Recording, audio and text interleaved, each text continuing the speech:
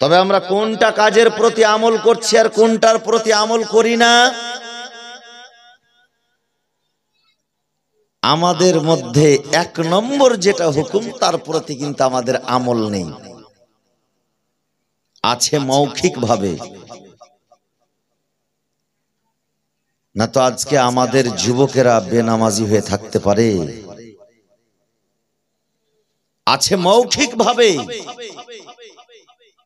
যে আমরা মুসলমান, মুসলমানের না পোশাক আমাদের উপরে আছে, না মুসলমানের মতো জ্ঞান গরিমা আছে, না মুসলমানের মতো আমাদের চলাফেরা আছে, না মুসলমানের মতো আমাদের উঠা বসা আছে। আমরা তো এমন মুসলমান যে নবী পাকের সুন্নাত আদায় করছি তবুও ডিজেতে গান বাজিয়ে। জোরে বলেন নাউজুবিল্লাহ, করি না? আচ্ছা, আপনাদের এলাকায়, আমাদের এলাকায় আমরা হয়তো সবাই জানি না, কিন্তু একটা কথা মনে রাখেন, বিবাহ করাটা রসুলে পাকের সুন্নাত, আছে না? এই সুন্নাত আদায় করলে নেকি হয় না গুনাহ হয়? আচ্ছা, সুন্নাত যদি আমরা নামাজ পড়ি আর ডিজে বাজিয়ে পড়ি তো ওই নামাজটা কবুল হবে? তো বিবাহ যখন আমরা করছি এটাও একটা রসুলের সুন্নাত আদায় করছি, আমরা কেমন মুসলমান হে যে ডিজে বাজিয়ে সুন্নাত আদায় করছি? এতে লজ্জিত হওয়া দরকার কিনা? বললে বলবে মৌলভী সাহেবের কথা গালা কড়া, তো ভাই তুমি কড়া ভুল করছো, তো কড়া কথা তো শুনতেই হবে। আমি একজন মুসলমানের ঘরে বাচ্চা জন্ম হয়েছি, আমি যে সুন্নাতটা আদায় করব সেই আদায়টা, এই সুন্নাত আদায়ের ফলে আমার ঔরস থেকে সন্তান সন্ততি হবে, সেই সন্তানের প্রতি কি ভালো আশা করা যায়, যেই সন্তানের জন্ম হওয়ার আগেই যে বন্ধন আমরা বেঁধেছি সেটাই আমরা নাজায়েজ ও হারাম কাজকে আরম্ভ করে বেঁধেছি, সেই সন্তানটা আমার সুসন্তান হবে কি করে? আজকে মুসলমান যদি আমরা খোদার ভয় করতাম তো রসুলের সুন্নাত আদায় করার টাইমে আমরা ডিজেতে গান বাজাতাম না। যদি আমরা খোদাকে ভয় করতাম তবে খাতনা ইব্রাহিম খলিলুল্লাহর সুন্নাত, সেই খাতনা আদায় করার টাইমে আমরা ডিজে বাজাতাম না। এর প্রমাণ যে আমরা খোদাকে ভয় করছি এটা মৌখিক ভাবে বলি, আন্তরিক ভাবে নাই। মরবো তখন দেখা যাবে, কবরের শাস্তি তো কেউ দেখেনি, কবরে কি হবে এটা তো আমরা দেখতে পাই না, যখন মারা যাব তখন দেখা যাবে। দুনিয়াবি কথাই শুধু প্রকাশ করলে হবে না যে আমি মুসলমান, আমি মুসলমান। তুমি যে মুসলমান এটা তোমাকে গায়ের মুসলিম পর্যন্ত দেখে বলবে যে একটা মুসলমান দাঁড়িয়ে আছে। বেরাদারিল ইসলাম, এই আয়াতে কারিমার মধ্যে আল্লাহ তাবারাক ওয়া তাআলা ইরশাদ করেন, ইয়া আইয়ুহাল্লাযীনা আমানুত্তাকুল্লাহ ওয়া কুনু মা'আস সাদিকিন, হে ঈমানদারগণ তোমরা আল্লাহকে দেখে ভয় করো এবং সত্যবাদীদের সঙ্গী হও। আল্লাহকে দেখে ভয় করার পর সত্যবাদীর সঙ্গী হতে বলা হয়েছে। আর আমি আল্লাহকে দেখে ভয় করি না, আল্লাহর ফরমান মানি না, আল্লাহর হুকুম মানি না, শুধু সত্যবাদীর সঙ্গী হয়েছি। এটা আমাদের সত্যবাদীর সঙ্গী হওয়াটা এটা চরম পর্যায়ের নেকির কাজ বা ভালো কাজ, কিন্তু আল্লাহকে ভয় না করে সঙ্গী হওয়াটা এটা আবার চরম পর্যায়ের ভুল কাজ। অন্যায় করছি আমরা, ভুল করছি আমরা, যে মানার যে পদ্ধতি সেই পদ্ধতি অনুযায়ী মানি না, পালন করার যে নিয়ম শরীয়ত যে একটা রাস্তা দিয়েছে সেই রাস্তার প্রতি আমরা চলি না। আবার এই কথা বলতে বলতে বিশ্লেষণের আগে একটা প্রশ্নের উত্তর দিই।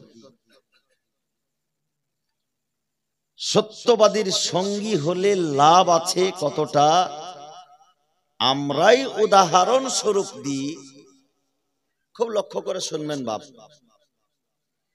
আমরাই উদাহরণ দিই আলিম সম্প্রদায় উদাহরণ দেয়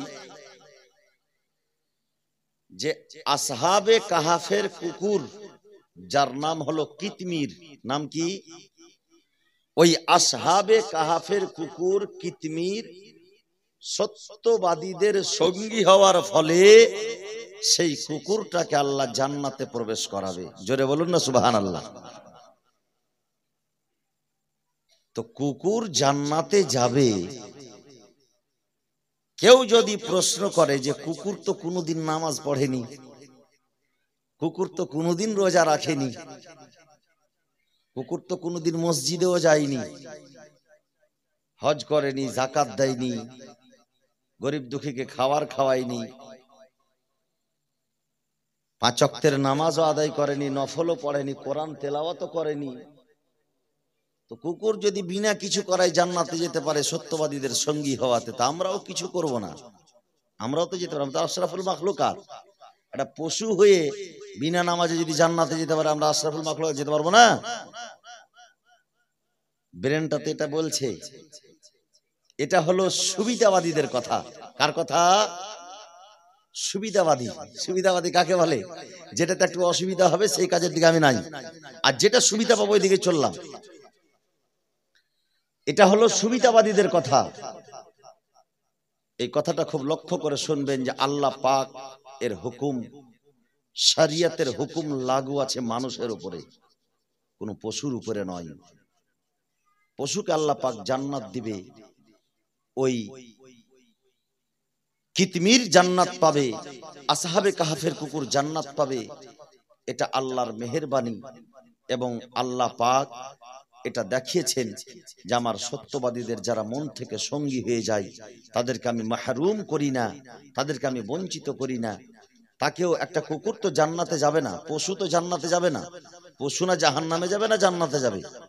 আল্লাহ পাক কিয়ামতের দিনে তাদেরকেও খাড়া করবে। আমার রাসূল পাকের হাদিসে পাক, একটা দুর্বল পশু দুনিয়ায় থাকা অবস্থায় যদি একটা সবল পশুর কাছে সিং খেয়ে থাকে, মানে একটা সবল পশু যদি দুর্বল পশুকে সিং মারে দুনিয়াতে, সেই দুটো পশুকেই কাল কিয়ামতের ময়দানে জীবিত করা হবে, দুর্বলটাকে সবল করা হবে, সবলটাকে দুর্বল করা হবে, আর বলা হবে যে তুমি তাকে একবার সিং মেরে দাও, বদলা সোজ, এবার তাকে মাটি করে দেওয়া হবে।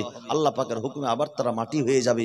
সেই মাটি হওয়া দেখে কাফিরেরা আরজু করবে, আকাঙ্ক্ষা করবে, ইয়া লাইতানি কুনতু তুরাবা, যদি আমরা মাটি হয়ে যেতাম কতই না ভালো হতো, আমাদেরকে জাহান্নামে যেতে হবে। বেরাদারের ইসলাম, তো পশু না জান্নাতে যাবে না জাহান্নামে যাবে? পশুর উপরে না নামাজ ফরজ আছে, না রোজা ফরজ আছে? পশুর উপরে না যাকাত ফরজ আছে, না হজ ফরজ আছে? পশুর উপরে শরীয়তের হুকুম নাই, শরীয়তের হুকুম লাগু আছে মানুষের উপরে। জোরে বলুন সুবহানাল্লাহ। মানুষকে আল্লাহ পাক আশরাফুল মাখলুকাত বলেছে, উত্তম মাখলুক। এবার কেউ যদি মানুষ ছেড়ে পশু হতে চায়, কারোর কিছু করার নেই। এই হুকুমটা মানুষের উপরে। সত্যবাদীদের সঙ্গী হওয়ার সঙ্গে সঙ্গে আল্লাহর ভয় আপনার অন্তরে বিরাজ করতে হবে, আল্লাহর ভয় আপনার অন্তরে রাখতে হবে। এখন পর্যন্ত আহলুস সুন্নাত ওয়াল জামাতের মত এবং পথ, সাহাবায়ে কেরাম থেকে নিয়ে এই পর্যন্ত যতজন গৌস কুতুব আবদাল এসেছেন, ওলি আল্লাহ এসেছেন, আইম্মায়ে কেরাম এসেছেন, সবারই একমত সত্যবাদীদের সঙ্গী হলে অবশ্যই উপকৃত হয়, সত্যবাদীদের সঙ্গী হলে অবশ্যই নেকির কাজ, সত্যবাদীদের সঙ্গী হলে অবশ্যই তার গুনাহ মাফ হয়, সত্যবাদীদের সঙ্গী হলে অবশ্যই জান্নাত পাওয়ার আশঙ্কাটা বেড়ে যায়, পার্সেন্টেজটা বেড়ে যায়। বেরাদারের ইসলাম, মুআজ্জাজ মুহতারাম সামাইনে ইকরাম, কিন্তু গৌসে সামদানি, কুতুবে লাসানি, বড় পীর আব্দুল কাদের জিলানী ও গিলানী রাদিয়াল্লাহু তাআলা আনহু বলতেছেন, শুনে রাখুন, গুনিয়াতুত তালিবিনের মধ্যে হুজুর গৌসে পাক রাদিয়াল্লাহু তাআলা আনহুর ফরমান নকল করা হয়েছে।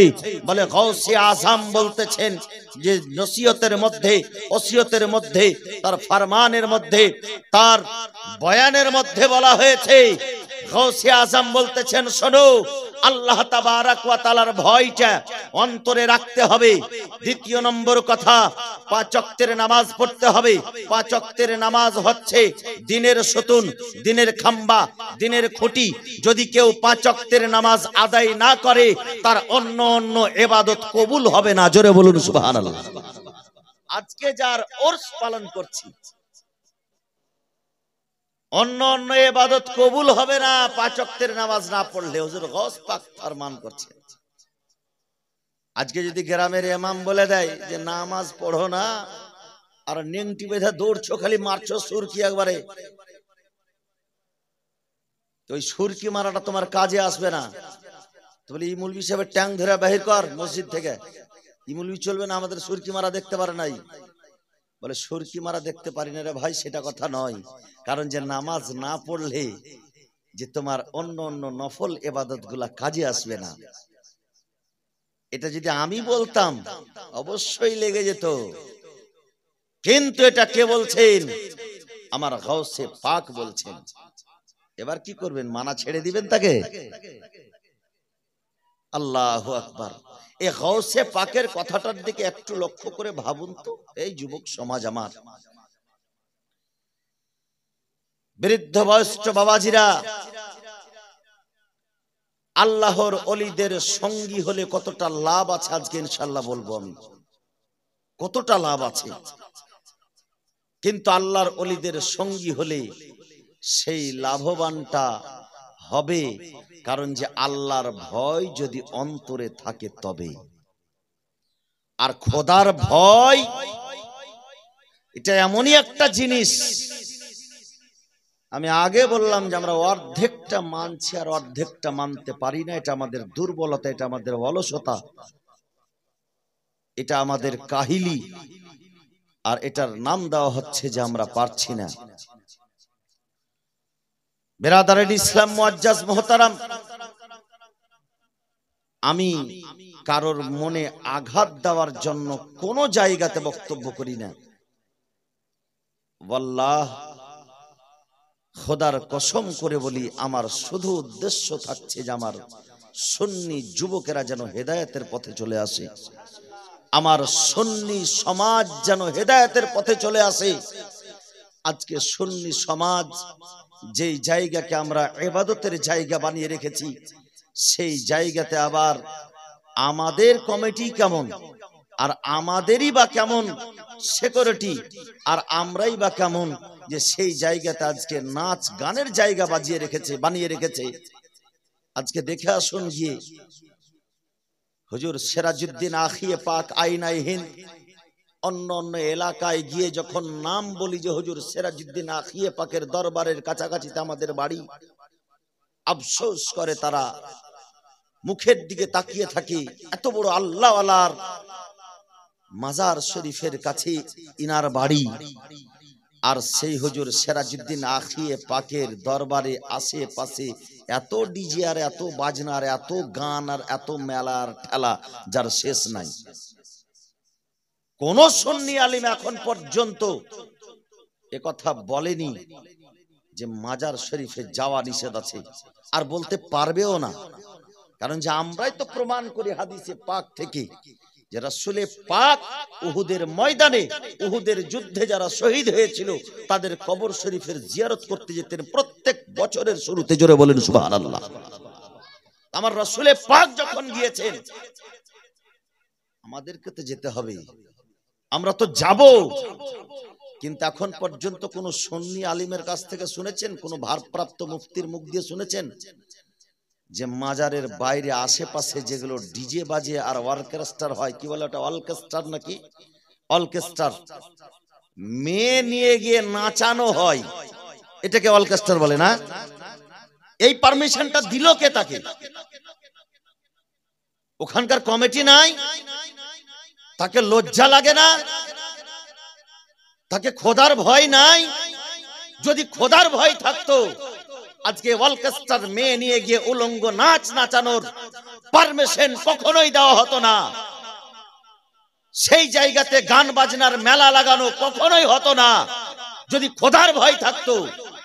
এই বেরাদারের ইসলাম, যেই জায়গাতে গেলে মনের আশা পূর্ণ হবে, যেই জায়গাতে গেলে ছোট ছোট গুনাহগুলি মাফ হয়ে যাবে, যেই জায়গার হাজিরি যদি আল্লাহর দরবারে কবুল হয়ে যায়, আল্লাহ তাবারাক ওয়া তাআলা জান্নাতীদের লিস্টে নাম লিখে দেবে। যেই দরবারে গেলে অন্তরের দুনিয়া পরিবর্তন হয়ে যায়, যেই জায়গা গেলে তওবা করার নসিব হয়ে যায়, যেই জায়গাগুলিতে গেলে আল্লাহ তাবারাক ওয়া তাআলার প্রিয় হওয়া যায়, যেই জায়গাগুলিতে গেলে নেগাহে রাসূল পাওয়া যায়, সেইখানে যদি ডিজে আর নাচ গান হয়, সেখানে আল্লাহর রহমত হবে, রাসূলের নিগাহে কারাম হবে। সেই জায়গাতে যদি বলা যায় এসব করতে নিষেধ, মুলবি ভালো না, ই মুলবি চলবে না। মুলবি চলবে কোনটা? সুবিধাবাদী মুলবি, স্পেশাল ভাবে অফার দিয়ে দিলে আচ্ছা ঠিক আছে চল। আমাদের এলাকায় এনায়েতপুর সাইডে, এনায়েতপুর জায়গাটাই এনায়েতপুর, আমি বেশ কয়েকবার গেলাম, আমার বাড়ির কাছেই, ওখান থেকে 5 মিনিট বাইক চালিয়ে গেলে আমার বাড়ি। কয়েকবার গেলাম, তার মধ্যে মহরমের সময় আমি গিয়েছিলাম। তো আমাকে কমিটির লোকেরা বলছে যে বেশি ঢোল তামাশার ব্যাপারে কিছু বলিয়েন না। মানে ওই জায়গাতে 3 দিন মেলা হয়, একদিন লাঠি খেলা হবে, একদিন ঝাড়নি হবে, আর লাস্টের দিন জালসা হবে না। ওদের কথা কি, যা পাপ টাপ করবো মুলবিকে দিয়ে ধুয়ে টুয়ে লাস্টে উঠবো। এই বেটা তো ডেকেছে আমাকে, আমি গেছি, আর ওইটির ওপরে ফতোয়া দিছি, তুই কাল থেকে ডাকবি, হ্যাঁ না ডাকবি, তাতে আমার কি হলো? তারপরেও ফের গেছিলাম, এবারে গেছিলাম। আমি যে আমাকে বলিয়েন না, শিখায়েন না যে বক্তব্য কিভাবে দিতে হবে আর কোথায় কোন বক্তব্য দিতে হবে। আমি মানুষের জন্য, মানুষ কোনটা পছন্দ করবে কোনটা অপছন্দ করবে তার জন্য বক্তব্য দিই না। শরীয়ত কোনটা পছন্দ করে, আল্লাহ আল্লাহর রাসূল কোনটা পছন্দ করে, আমি সেই কথাটা নবীর স্টেজে গিয়ে বলি। জোরে বলুন সুবহানাল্লাহ। তাতে সেইখানে আমাকে দ্বিতীয়বার ডাকুক বা নাই ডাকুক তাতে কি আছে, রিজকের মালিক খোদা। সেই জায়গাটাতে একদিন ভরচোট একেবারে সব ভোট্টারা মদ টদ খেয়ে তাফাল্লিঙ্গি করে ঢোল তামাশা করবে, তারপরের দিন আবার ঝাড়নি করবে, আর তারপরের দিন মুলবি সাহেবরাকে নিয়ে আসবে, টুপি মাথায় দিয়ে বসে উজু করে বলবে লাস্টে দোয়া করে যদি পাপ কোনো যেন মাফ হয়ে যায়। তো এগুলো পাগলামি জেনে বুঝা করলে কাজ হবে? আমরা জানি আমাদের মতোই মানুষ, আমাদের মধ্যেই ভারপ্রাপ্ত লোকেরা এই সমস্ত সংস্থার কিন্তু দেখভালের জন্য আছে। এই মাজার শরীফগুলি, সেখানে একজন আল্লাহওয়ালা আছে। আমাদেরও কবরস্থান আছে, আমার বাপের কবর আছে, মায়ের কবর আছে, দাদা দিদির কবর আছে। এই কবরস্থানের পাঁজরে গিয়ে কেউ যদি জোরে জোরে ডিজে বাজাতে শুরু করে, আরে সে বাইরেই বাজাক, তবুও কিন্তু তার উপর রাগ উঠে যাবে। পাগলামি করার দিশা পাচ্ছ না এখানে? কেন আমার বাপের কবর আছে, মায়ের কবর আছে। আর আমার বাপ মা চাইতো একজন সৎ লোক, নেক লোক, যারা আল্লাহওয়ালা, যেই জায়গাকে আল্লাহর রাসূল বলতেছেন মাজার ও মালাইকাতে রাহমা, রহমতি ফারিস্তাদের যেটা জায়গা, জিয়ারতের জায়গা। আল্লাহর রাসূল বলতেছেন যে সেই জায়গা পর্যন্ত আল্লাহ জান্নাতের দুয়ার খুলে দেয়। যে জায়গাতে আল্লাহর রহমতি ফারিস্তারা আছে, সেই জায়গাতে আজকে আমাদের কর্মকাণ্ডগুলি দেখেন তো। আজকে ওয়াহাবিরা বলছে তো আমাদেরকে খুব লেগে গেছে, দেওবন্দিরা বলছে তো আমাদেরকে খুব লেগে গেছে, তবে তারাকে বলার সুযোগটা দিয়েছি আমরা। না তো কোনো ওয়াহাবির বাপের ক্ষমতা নাই যে সে বলতে পারে আমাদের মাজার সম্পর্কে কথা, বললে তার দাঁত খুলে যাবে। তার ক্ষমতা নাই যে বলতে পারে আমাদের এই মাজারগুলির কথা, যেখানে আল্লাহর ফারিস্তারা জিয়ারতের জন্য চলে আসে, সেই জায়গাতে আমরা তো জিয়ারতের জন্য যাব। তবে একটা কথা মনে রাখিয়েন, নাকের উপরে যদি মাছি বসে তো মাছিটাকে তাড়াতে হয়, নাক কেটে ফেলতে হয় না। যে সমস্ত কর্মকাণ্ড কুকর্মকাণ্ড চলছে সেই সমস্তগুলিকে নিষেধ করতে হবে, মাজার যাওয়া বন্ধ করতে হবে না। জোরে বলুন সুবহানাল্লাহ। মাজারে পাক যেতে হবে, যাওয়াটা অবশ্যই সঠিক। কবরস্থান, মাজার, এগুলো জায়গাতে মেয়েদের যাওয়া নিষিদ্ধ। এখন পর্যন্ত আমাদের সুন্নি আলিমদের মধ্যে কোন জায়গাতে কোন আলিমের মুখে এ কথা শুনিনি যে মেয়েদেরকে মাজারে বা কবরস্থানে যাওয়া জায়েজ আছে, শুনতে পাইনি। আর কোন কিতাবে পড়িনি। তবে হ্যাঁ, এটা পড়েছি যাওয়া হারাম। বেরেলির আহমদ রাজা খা ফাজিরে বেরেলভী আলাইহির রহমতের জোয়ান্ত লিখছেন, জটা কদম উঠাবে আল্লাহ এবং আল্লাহর ফারিস্তাদের লানত হবে সে মেয়ের উপরে। সে বিশ্বের যে কোনো মাজারে যাক, আখিয়া পাকের দরবারে যাক, চাহে পান্ডবা শরীফের দরবারে যাক, মাজারে যেতে পাবে না। আল্লাহ তাবারাক ওয়া তাআলা আমাদেরকে সঠিক বুঝ, সঠিক পথ যদি আমাদেরকে দেয়, সেটা মানতে পারি তো সেটা আমাদের জন্য রহমত হয়ে যাবে। আর যদি মানতে না পারি তো সেটাই আমাদের জন্য আবার জহমত হয়ে যাবে, বিপরীত হয়ে যাবে। রহমতের জায়গাতে আল্লাহ তাবারাক ওয়া তাআলার অভিশাপ হবে, আল্লাহ ফারিস্তাদের অভিশাপ হবে। বিরাদারের ইসলাম মুআজ্জাজ মুহতারাম, আমি আয়াতে কারিমা আয়াতে শরীফা তেলাওয়াত করেছি, ইয়া আইয়ুহাল্লাযিনা আমানুত্তাকুল্লাহ ওয়া কুনু মা'আস সাদিকিন। হে ঈমানদারগণ, তোমরা আল্লাহকে দেখে ভয় করো এবং সত্যবাদীদের সঙ্গী হয়ে যাও। বিরাদারের ইসলাম, এর কথা, এই বক্তব্য আমি আরো কয়েক জায়গাতে করেছি, না করা নয়, কিন্তু আমার এই গ্রামের লোককেও বোঝানো প্রয়োজন আছে, প্রত্যেকটা সমাজের লোককে জানা প্রয়োজন আছে যে সত্যবাদীর সঙ্গী হলে কতটা লাভ আছে এবং আল্লাহকে দেখে ভয় করলে কতটা লাভ আছে। আর আল্লাহকে দেখে ভয় করার পর সত্যবাদীদের সঙ্গী আল্লাহ পাক কেন হতে বলেছেন, আল্লাহই তো যথেষ্ট। আল্লাহ পাকই তো আমার সুরক্ষাকারী।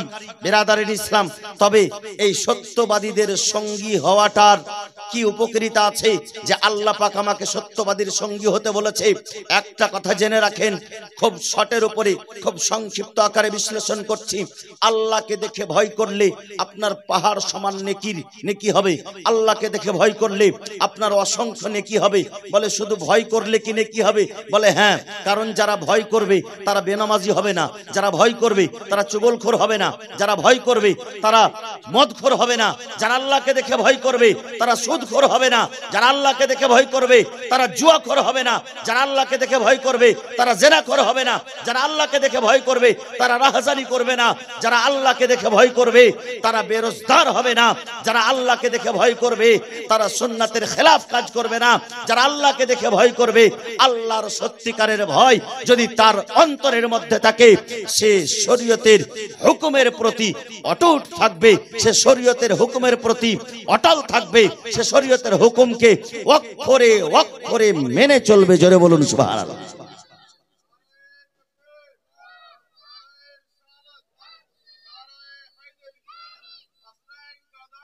नहीं छोड़ेंगे, जिंदाबाद, नहीं छोड़ेंगे। আল্লাহর ভয় যখন অন্তরে আসবে, এই সমস্ত কাজ আপনার হবে। আর যখন এই কাজগুলা হারাম কাজকে বর্জন করি, ফরজ কাজগুলাকে আদায় করব, তখন আল্লাহ পাক আপনাকে খুশি হয়ে আপনার জন্য নেকির পাহাড় তৈরি করে দেবেন। এই নেকির পাহাড় যখন আপনার তৈরি হয়ে গেল, এই নেকির পাহাড়ের সুরক্ষার জন্য, হেফাজতের জন্য আপনাকে সঙ্গী হতে হবে আল্লাহ ওয়ালাদের। জোরে বলুন সুবহানাল্লাহ।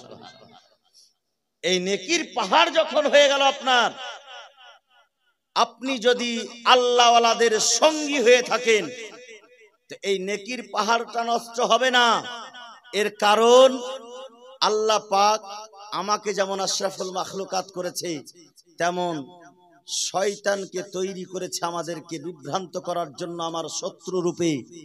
ইন্নাশ শাইতানা লিল ইনসানি আদুউম মুবিন, নিশ্চয় শয়তান হচ্ছে মানুষের প্রকাশ্য শত্রু। ইবলিস হচ্ছে মানুষের প্রকাশ্য শত্রু। সেই শত্রু আমাদের শত্রুতা করবে। শয়তানের কাজ কি? আমাকে গুমরাহির পথে নিয়ে যাওয়া। শয়তানের কাজ এটাই, আমাকে বিভ্রান্তির পথে নিয়ে যাওয়া। শয়তানের কাজ এটাই, আমার নেকিকে নষ্ট করে দেওয়া। শয়তানের কাজ এটাই যে আমাকে গুনহার কাজে লিপ্ত করে দেওয়া। সেই শয়তান আপনাকে বিভ্রান্ত করার চেষ্টা করবে। কিন্তু বেরাদারের ইসলাম, যদি আপনি আল্লাহওয়ালাদের সঙ্গী হয়ে থাকেন, যদি আপনার আল্লাহওয়ালাদের সঙ্গে সম্পর্ক থাকে, যদি আপনার সত্যবাদীদের সঙ্গে মুহাব্বত থাকে, সেই মুহাব্বত, সেই সঙ্গ আপনাকে শয়তানের ওয়াসওয়াসা থেকে মাহফুজ রাখবে। জোরে বলুন সুবহানাল্লাহ।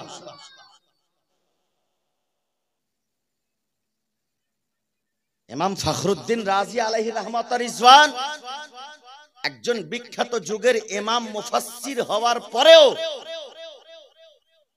শয়তান তার মরণকালে শেষ সময়ে এসে বলছে, ফখরুদ্দিন রাজি, তুমি আল্লাহর একাত্মবাদে 360টা দলিল পেশ করো, আমাকে একটু শোনাও তো। একটা একটা করে দলিল দিচ্ছেন ফখরুদ্দিন রাজি। শয়তান সবকটা দলিলকে শেষ করে দিচ্ছে, রদ করে দিচ্ছে। ইমাম ফখরুদ্দিন রাজি চিন্তায় চিন্তিত, সারা জীবন আল্লাহর একাত্মবাদ প্রকাশ করে এসেছি, আল্লাহর একাত্মবাদে দলিল পেশ করে এসেছি, আর আজকে এই লোকটার কাছে আমি হার মানছি, আমি দলিল পেশ করতে পারছি না। ওনার পীর ও মুর্শিদ হুজুর নাজমুদ্দিন কুবরা দূর দারাজ জায়গাতে ওযু করছিলেন, সেখান থেকেই বলছেন, বেটা ফখরুদ্দিন, तुम ये क्यों नहीं कह देते कि मैं बगैर दलील के खुदा को एक मानता हूं। जोर से कहिए सुभान अल्लाह। তুমি বলে দাও যে আমি বিনা দলিলে আল্লাহকে এক মানি। এক মানি কথাটাতে তার ইন্তেকাল। শয়তান বিশেষ করে জি তোড় মেহনত করে মানুষের মরণের সময় তার ঈমানটাকে নষ্ট করে দেওয়ার, কারণ সে সময় যদি ঈমান নষ্ট হয়ে যায় আর সেই ঈমান ফিরে পাবে না, তার তো জীবনটাই শেষ হয়ে যাবে। সেই সময় ঈমানটাকে নষ্ট করে দেওয়ার সে বেশি চেষ্টা করে, যত রকম তার কৌশল থাকে সে ব্যবহার করার চেষ্টা করে।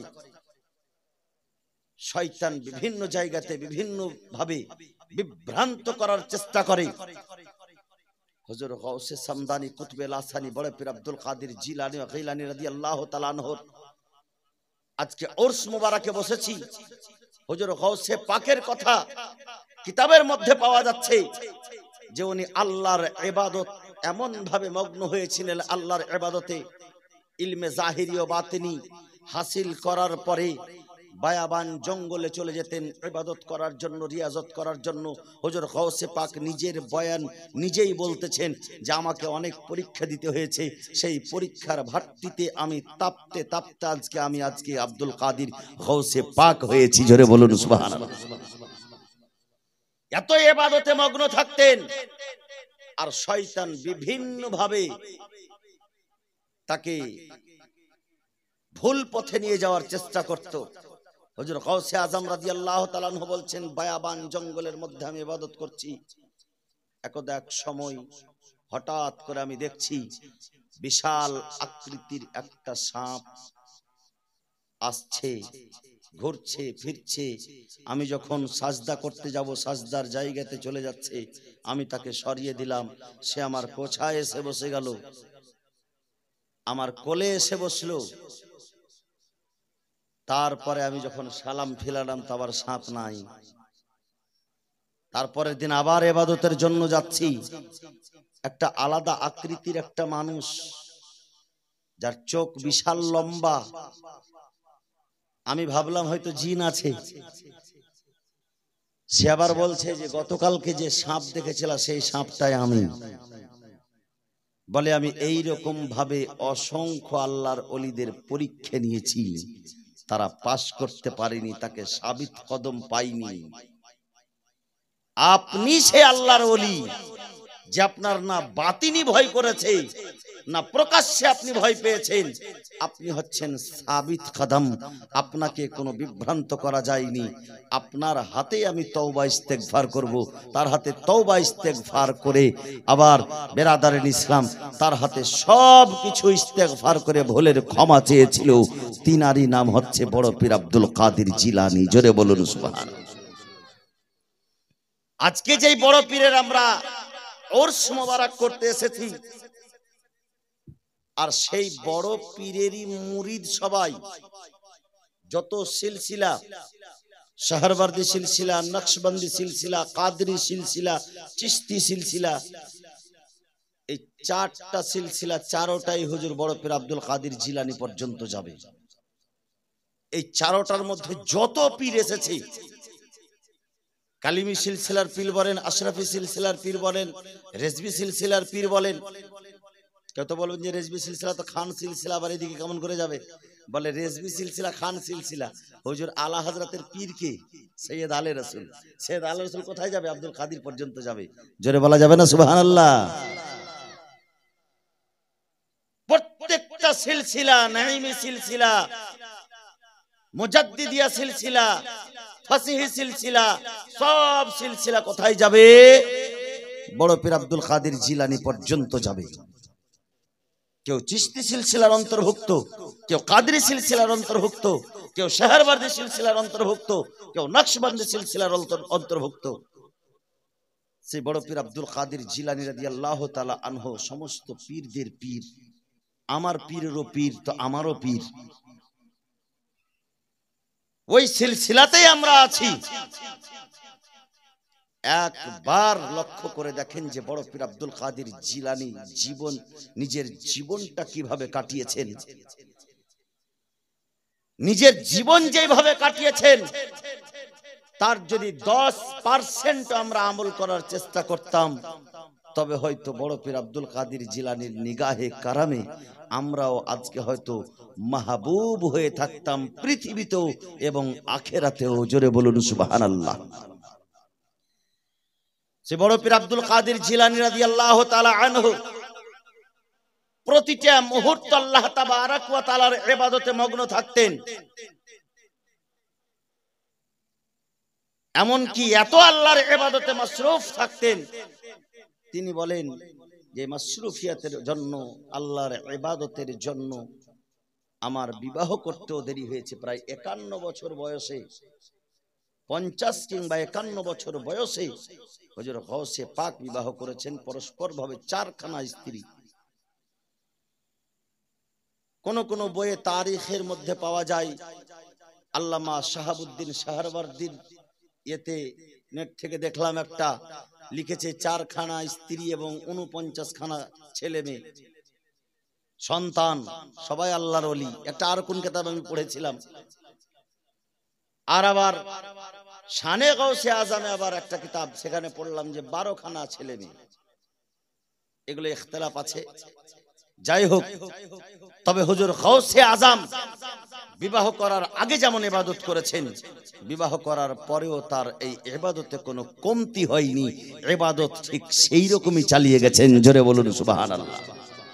যেই গৌসে আজম বলছেন যে নামাজ না পড়লে অন্য অন্য ইবাদত আল্লাহ কবুল করবে না, সে গৌসে আজম কখনো কোনদিনের জন্য কোনো একটা রিওয়ায়াতে পাইনি যে গৌসে আজম একটা ওয়াক্তের নামাজ ছেড়েছে। হুজুর গৌসে পাক রাদিয়াল্লাহু তাআলা আনহু শৈশব কাল থেকে আল্লাহর ইবাদতের প্রতি তার মগ্ন ছিল। শেখ সাদি আলাইহির রহমাতুর রিজওয়ান যে কথা লিখেছেন হুজুর গৌসে পাকের সম্পর্কে, যে তিনি শৈশব কাল থেকেই ইবাদতের প্রতি তার টান ছিল আলাদা। কারণ তিনি ছিলেন মাদার জাত ওলি, মায়ের পেটের ওলি। বেরাদারান ইসলাম, ওলি এমনি হওয়া যায় না। পৃথিবীর বুকে ওলায়াতের দাবি অনেক কেউ করতে পারে, কিন্তু যদি ওই ওলায়াতের যদি আসল তথ্য দেখতে যান যে তার মধ্যে আছে কিনা, ইলমে রিয়াজাত আছে কিনা, তারিকাত আছে কিনা, শরিয়ত আছে কিনা, মারিফাত আছে কিনা, পরিশ্রম আছে কিনা, তার মধ্যে ইবাদত ও রিয়াজত আছে কিনা, সম্পূর্ণ দেখা যায় বেরাদারান ইসলাম। তবে খুঁজে পাওয়া যায় না। তবে বেরাদারান ইসলাম একটা কথা জেনে রাখেন, হুজুর গৌসে পাক রাদিয়াল্লাহু তাআলা আনহুর জীবন কাহিনী দেখে বোঝা যাচ্ছে যে যারা আল্লাহর ওলি হয় তাদের রিয়াজত ও ইবাদত এত বেশি থাকে যে তার শেষ থাকে না। বেরাদারের ইসলাম মুআজ্জাজ মুহতারাম, আর বর্তমানে এখন বর্তমান বাজারে সেই রকম ইবাদতকারী তো নাই, কিন্তু উনাদেরই ওসিলাই আল্লাহর রহমতে আল্লাহর ওলিগণ বিনা ইবাদতে ওলি হয় না বা থাকে না। আর অবশ্যই তারা ইবাদত করেন, তারা রাতের পর রাত জেগে ইবাদত করেন, যেটা আমরাও হয়তো দেখতে পাই না। হুজুর গৌসে পাক রাদিয়াল্লাহু তাআলা আনহু সেই আল্লাহকে দেখে ভয় করার পরে যখন সত্যবাদীদের আপনি সঙ্গী হবেন, আপনার যে ঈমান, আল্লাহকে দেখে ভয় করাই যে নেকি আপনার হয়েছে, সেই নেকির আপনার হেফাজত হবে। সত্যবাদীদের সঙ্গী হয়ে গেলে, আল্লাহর ভয়ের পরে সত্যবাদীর সঙ্গী হওয়া গেলে আপনার নেকিটা বরকরার থাকবে। আপনি শয়তানের ওয়াসওয়াসা থেকে মাহফুজ থাকবেন। যখন বিভ্রান্তর সময় আসবে, যখন পথভ্রষ্টর সময় আসবে, তো গায়েব থেকে আপনি সাহায্য পাবেন। আপনার পীর মুর্শিদের কাছ থেকে আপনি সাহায্য পাবেন, যেই গায়েবের সাহায্যে আপনার ঈমান রক্ষা হবে, আপনার আমল রক্ষা হবে, আপনার নেকি রক্ষা হবে। জোরে বলুন সুবহানাল্লাহ। আমাদের আমলও রক্ষা নাই। আমল তো নাই, রক্ষা কি হবে? আমলটা নাই, আমাদের কর্ম নাই। মুসলমান আমরা এখনো কোরআনের তেলাওয়াতটা করতে শিখলাম না। মুসলমান আমরা এখন পর্যন্ত কলেমাটা পড়তে শিখলাম না। মুসলমান আমরা এখন পর্যন্ত ইস্তেগফার করতে শিখলাম না। একটা ওই রকম ছেলেকে যদি ধরে জিজ্ঞাসা করা যায়, গোসলের ফরজ কয়টা ভাই বলতো, হা করে তাকিয়ে থাকবে। গোসলটাও হয়তো ভালো করে করতে জানে না, উযুটাও ভালো করে করতে জানে না। জুমার দিনে ইমাম সাহেব খুতবা দিবে, ইমাম সাহেব যখন খুতবা দেয়, বক্তব্য করে, সেই দিনটাও একটু সময় নিয়ে ইমাম সাহেবের বক্তব্য শোনার তৌফিক হয় না। তাড়াহুড়া করে ইমাম যখন খুতবা বক্তব্য শেষ করবে, খুতবা চালু হবে, সেই সময় তাড়াহুড়া করে যাবে। এবার দেখছে যে ইমাম সাহেব খুতবাও শেষ করে নামাজে দাঁড় হবে, সেই সময় তাড়াহুড়া করে ওযু করবে। হয়তো ওযুর আহকাম আরকান পূর্ণ করে করলো না, বলে নামাজ ছুটে যাবে। সেই আচ্ছা, মানুষ ওযু করতে করতে যদি তাড়াহুড়া করে শুধু হাত আর মুখটা ধয়, পা না ধয়, যে নামাজে দাঁড়িয়ে যায়, ওকে জিজ্ঞেস করা যায় যে ভাই তুমি পাও ধওনি কেন? তাড়াহুড়া করছিলাম, জামাত ছুটি যেতে, যে ফরজ জিনিস ছুটি যাবে, ওর নামাজটা হবে? ওর নামাজটা পাগলা জানেই না যে আমার উযু ঠিক না হলে নামাজই হবে না। জামাতটা আমি পাই বা না পাই ওটা পরের কথা। সেই জায়গাতে গিয়ে যে আমরা শিখবো, আমরা আবেদন জানাবো, আজকে উযুটা শিখাবেন, নামাজটা শিখাবেন, আজকে গোসল করতে শিখাবেন। বেরাদারের ইসলাম, সেই শিক্ষাটা তো আমরা নিতে চাই না, বলার তৌফিক তো হয় না। ইমাম নিজের জ্ঞানে আবার যেটা শিক্ষা দিচ্ছে, সেই শিক্ষাটাকেও নেওয়ার তৌফিক হয় না। ইমাম সাহেব তোমার বক্তব্য তোমার কাছেই রাখছো মসজিদে, যতক্ষণ শুনলাম বসে আছি, আল্লাহ মনকে পাল্টে দেব। আর যখন ওখান থেকে উঠে গেলাম, তো বক্তব্যটাকে রেখে তারপরে উঠে যাচ্ছি। ওটাকে আর সঙ্গে নিয়ে যাই না। সঙ্গে নিয়ে গেলেই তো হেদায়েত হবে, সঙ্গে নিয়ে গেলেই তো খারাপ কাজ ছাড়তে হবে, সঙ্গে নিয়ে গেলেই তো ভালো পথে চলতে হবে। এই বেরাদারের ইসলাম, মুআজ্জাজ মুহতারাম সামায়ের ইকরাম, আমরা এতটাই নিচ হয়ে গেছি, আমরা এতটাই গুনহার পুতলা হয়ে গেছি, এতটাই গুনহার কাজ করতে শুরু করেছি যে আমাদের কিন্তু ভালো কাজের দিকে আর আমাদের মন চাই না, ভালো কাজের দিকে আমরা অগ্রসর হই না, ভালো কাজের দিকে আমাদের বেরাদারের ইসলাম দিল মাইল হয় না।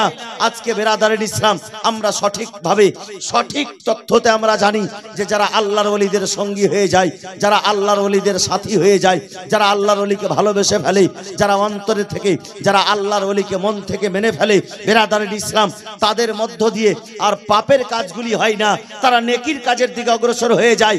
আর আমাদের মধ্যে পাপের কাজ শেষ হয় না, নেকির কাজের দিকে অগ্রসর হতে পারি না। তো আমরা কি সত্যিকারের আল্লাহর ওলিদের সঙ্গী আছি, নাকি আমরা ঢং করছি?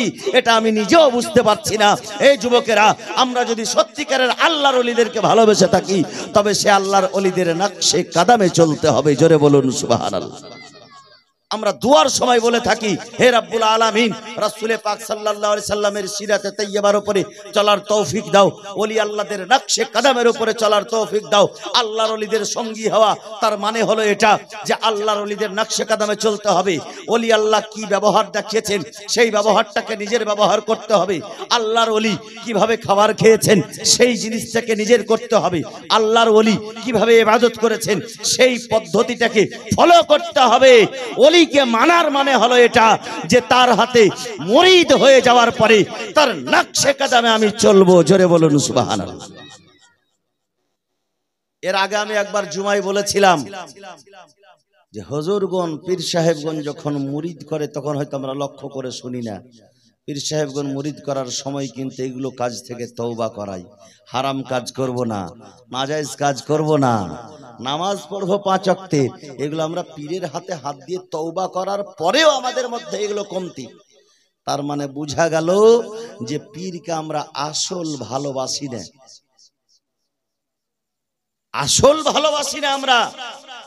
আল্লাহর ওলিদেরকে যদি সত্যিকারের ভালোবাসা যায়, অবশ্যই আপনার জন্য নেজাত আছে, অবশ্যই আপনার জন্য পরিত্রাণ আছে। কারণ সে আল্লাহর ওলিদের মুহাব্বত আল্লাহর সঙ্গে আপনাকে মিলিয়ে দেবে, আল্লাহর ওলির মুহাব্বত রাসূলে পাকের সঙ্গে আপনাকে মিলিয়ে দেবে। আর আল্লাহর ওলির সঙ্গে কেউ যদি শত্রুতা করে তবে তার হাসার কিন্তু খুব খারাপ হবে। কারণ স্বয়ং আল্লাহ বলতেছেন, মান আদালি ওলিয়ান ফাকাদ আযানতুহু বিল হারব, আমার ওলিদের সঙ্গে কেউ যদি শত্রুতা করে তবে আমি তাকে যুদ্ধের ঘোষণা করলাম। পৃথিবীর বুকে এমন কোনো মানুষ নাই, এমন কোনো লোক নাই যেই মানুষ আল্লাহর সঙ্গে পাল্লা দিয়ে পারে, আল্লাহর সঙ্গে যুদ্ধ করে পারে। বেরাদারের ইসলাম, আল্লাহর সঙ্গে, আল্লাহর ওলিদের সঙ্গে শত্রুতা করার কোনো অপশন নাই। তবে আল্লাহর ওলিদের সঙ্গে মুহাব্বত করে নিজের জীবনটাকে যদি পরিবর্তন করতে পারেন তবে আপনি সত্যিকারের একজন আল্লাহর ওলির প্রেমিক। বেরাদারের ইসলাম, আর যদি না পারেন তবে কিন্তু আপনি আল্লাহর ওলির প্রেমিক আসলভাবে হতে পারেননি। যদি আল্লাহর ওলির প্রেমিক হতে চান তবে আসলভাবে প্রেমিক হয়ে যান। যদি মুরিদ হতে চান তো আসল মুরিদ হয়ে যান। যেই মুরিদ, আল্লাহু আকবার, যেই মুরিদ, আল্লাহু আকবার, যেই মুরিদ যখন দোয়া করবে সুবহানাল্লাহ, তো পীর সাহেবের আমিন পর্যন্ত তার সঙ্গে থাকবে। জোরে বলুন সুবহানাল্লাহ। আসল মুরিদ হতে হবে, মুরিদের মতো মুরিদ হতে হবে। তবে নিসবত সে সেই মুমতাজ হুয়া করতি হে। আজকে আমরা মুসলমান মুমতাজ কেন? আহলুস সুন্নাত ওয়াল জামাত জান্নাতি জামাত বলে ঘোষণা আছে। তবে জান্নাতি জামাত, আহলুস সুন্নাত ওয়াল জামাতই জান্নাতে যাবে। আজ যাক আর কাল যাক, কষ্ট করার পরে গেলেও। এর কারণ যে এদের আকাইদ, এদের ঈমান ঠিক আছে। আমল যদি দুর্বল হয় তার জন্য আবার শাস্তি পেতে হবে। কবরের শাস্তি আছে, হাসরের শাস্তি আছে, নাসরের শাস্তি আছে, কিয়ামতের শাস্তি আছে, জাহান্নামের শাস্তি আছে। শেষ পর্যন্ত জাহান্নামে যাওয়ার পরেও যদি আপনার অন্তরের মধ্যে ওলি আল্লাহদের প্রেম থাকে, রাসূলে পাকের সম্পর্কে আকীদা ঠিক থাকে, আল্লাহ পাকের সম্পর্কে আকীদা ঠিক থাকে, আপনার ঈমান ঠিক থাকে, আপনি জান্নাতে যাবেন। জাহান্নামী হওয়ার পরেও রাসূলের শাফাআত পেয়ে, রাসূলের শাফাআত পেয়ে, আল্লাহর মেহেরবানিতে, আর এই ওলি আল্লাহদেরও শাফাআত পেয়ে। কারণ যে ওলি আল্লাহরাও শাফাআত করবে। জোরে বলুন সুবহানাল্লাহ। একজন হাফিজে কোরআন শাফাআত করবে কিয়ামতের ময়দানে। আল্লাহ পাক শাফাআত করার অধিকার দেবে। একজন আল্লাহর ওলি শাফাআত করবেন না? অবশ্যই শাফাআত করবেন। ওলির মোহাব্বতটা আপনাকে ঠিকভাবে করতে হবে, সঠিকভাবে করতে হবে। বেরাদারের ইসলাম, মুআজ্জাজ মুহতারাম সামাইর ইকরাম, আজকে গাউসুল ওয়ারা কনফারেন্স এ আমরা এসে উপস্থিত হয়েছি। হুজুর গাউসে আজম রাদিয়াল্লাহু তাআলা আনহুর মুহাব্বতে আমরা গত বছর এই জালসা বানিয়েছিলাম, আর এবছরও আজকে আমরা জালসা বানিয়েছি। সুবহানাল্লাহ। সে গাউসে পাক রাদিয়াল্লাহু তাআলা আনহুকে জিজ্ঞাসা করা হয়েছিল। গাউসে আজম বলতেছেন, গাউসে আজমকে জিজ্ঞাসা করছেন, হুজুর আপনার মুরিদের মধ্যে তো নেককারও হবে, আপনার মুরিদের মধ্যে তো গুনাহগারও হবে। হুজুর গাউসে আজম বলতেছেন যে নেককার মুরিদেরা, নেককার মুরিদেরা আমার জন্য, আর গুনাহগার মুরিদদের জন্য আমি আছি। জোরে বলুন সুবহানাল্লাহ। গুনাহগার মুরিদদের জন্য আমি আছি, পৃথিবীর যে কোনো কোণা থেকে ইয়া গাউস আল মাদাদ বললে সাহায্য পাই বেরাদারের ইসলাম। কারণ আল্লাহর ওলিদেরকে আল্লাহ পাক সেই ক্ষমতা দিয়েছে। বেরাদার হুজুর গাউসে আজম, গাউসে সামদানি, কুতবে লাসানি, বড় পীর আব্দুল কাদের জিলানী ও গিলানী রাদিয়াল্লাহু তাআলা আনহুর মর্যাদা তো এত বেশি মর্যাদা, এত বেশি মর্যাদা যে যেই মর্যাদাটা এখন পর্যন্ত কোনো আল্লাহর ওলি পায়নি, আর কিয়ামত পর্যন্ত কেউ পাবে না। কারণ ওলিদের শিরোমণি গাউসে পাককে বলা হয়েছে, ওলিদের শিরোমণি, ওলিদের মাথার তাজ বলা হয়েছে গাউসে আজমকে। হযরতে আলী কাররামাল্লাহু ওয়াজহিল কারীমের দরবার থেকে, হাসনাইন কারীমের দরবার থেকে যে ওয়ালায়াতের দরজা এসে হযরতে গাউসে আজমের কাছ পর্যন্ত পৌঁছেছেন, সেই গাউসে আজম যতক্ষণ পর্যন্ত সার্টিফিকেট না দেবে পৃথিবীর কোন ওলি হতে পারবে না। জোরে বলুন সুবহানাল্লাহ। কোন আল্লাহওয়ালা হতে পারবে না। তার জন্য গাউসে পাকের দরবার থেকে তাকে সার্টিফিকেট লাগবে। হুজুর গাউসে পাক বলতেছেন কাদামি হাজা আলা রুকবাতে কুল্লা ওয়ালিল্লাহ, আমার এই কদমখানা সমস্ত আল্লাহর ওলির ঘাড়ের উপরে। বেরাদারের ইসলাম, সে তখনকার বর্তমান যুগে নয়, এখন পর্যন্ত এবং কাল কিয়ামত পর্যন্ত যত আল্লাহর ওলি হবে সমস্ত আল্লাহর ওলির ঘাড়ের উপরে হুজুর গাউসে পাকের কদম মোবারক। এর কারণ মেরাজের রাত্রিতে রূহানি অবস্থায় আমার রাসূল পাক সাল্লাল্লাহু তাআলা আলাইহি ওয়াসাল্লাম গাউসে পাকের ঘাড় মোবারকে কদম রেখেছেন বেরাদারের ইসলাম। আর সেই কদম রাখার ফয়েজ ও বারাকাত এত বেশি হয়েছে যে গাউসে পাকের ঘাড়ের উপরে আমার নবীজির কদম আর গাউসে পাকের কদম সমস্ত আল্লাহর ওলিদের ঘাড়ের উপরে। জোরে বলুন সুবহানাল্লাহ। হুজুর আলা হযরত আজিমুল বারাকাত আলাইহি রহমাতুল জন বলতেছেন ওয়াহ क्या मर्तबा गौस है बाला तेरा, ऊंचे ऊंचों के सरों से कदम आला तेरा, सर भला क्या कोई जाने कैसा तेरा, औलिया मलते हैं आंखें वो है तलवा तेरा। जोरे बोलुन सुभान। हजरते अहमद जिंदा पील रहमतुल्लाह अलैहि হুজুর গাউসে পাকের যুগে একজন বিখ্যাত আল্লাহওয়ালা। সেই বিখ্যাত আল্লাহওয়ালা কি করতেন, কোথাও নিমন্ত্রণ হলে, দাওয়াত হলে তিনি বাঘের পিঠে চড়ে যেতেন দাওয়াত কবুল করতে। আর যেখানে যেতেন আগে বলে দিতেন যে আমাকে যেমন দাওয়াত খাওয়াবে তেমন আমার বাঘের জন্য খোরাক লাগবে। তো যেখানে যেতেন সেখানে তাকে খাওয়ার তো খাওয়াতো, তার জন্য একটা পশু রাখা থাকতো, তার বাঘকে খাওয়াবে তার জন্য। হুজুর গাউসে পাকের দরবারেও চলে গেছেন হযরতে আহমদ জিন্দা রাহমাতুল্লাহ তাআলা আলাইহি, এবং গাউসে পাকের দরবারে গিয়ে বেরাদারের ইসলাম দস্তরখান লাগানো আছে, খাবার খেয়েছেন, খাবার খাবেন। এবং হুজুর গাউসে পাকের দরবারে বললেন হুজুর আমি যেই সাওয়ারিতে এসেছি সেই সাওয়ারিটা আমার বাঘ, আর তার জন্য খাবার লাগে। আল্লাহু আকবার। যেমন এই কথা বলা হুজুর গাউসে পাক রাদিয়াল্লাহু তাআলা আনহু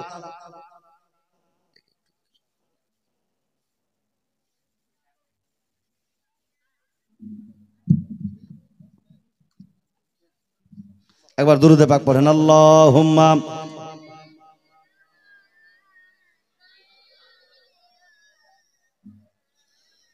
মাওলানা মুহাম্মদ ওয়া আলা আলে